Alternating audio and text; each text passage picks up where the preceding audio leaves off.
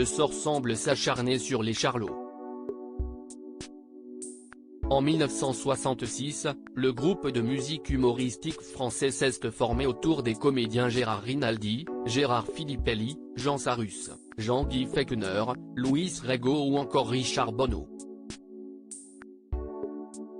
Après avoir connu le succès grâce à leurs chansons, si est au cinéma que la troupe est devenue culte grâce à des films comme Les Bidas en folie, 1971, Les Fous du Stade, 1972, Le Grand Bazar, 1973, et Les Charlots contre Dracula, 1980. Mais après faire rire la France entière, l'heure est désormais aux larmes chez les Charlots. Le 30 mars 2021, l'un des visages emblématiques de la bande, Gérard Filippelli, est décédé à l'âge de 78 ans.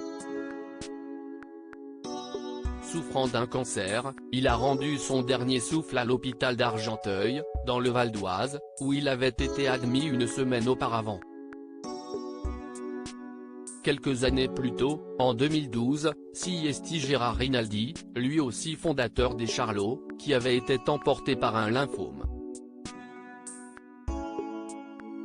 Et ce vendredi 18 novembre, France Dimanche révèle qu'un autre membre ferait actuellement face à de gros problèmes de santé. Jean Sarus victime d'un AVC. Le magazine affirme en effet que Jean Sarus, l'un des derniers Charlots historiques encore vivants, aurait récemment été victime d'un AVC.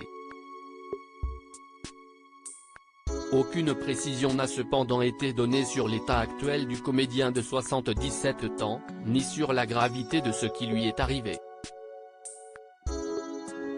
Il avait été vu récemment au cinéma dans le deuxième volet des Vieux Fourneaux, aux côtés de Pierre Richard et Eddie Mitchell.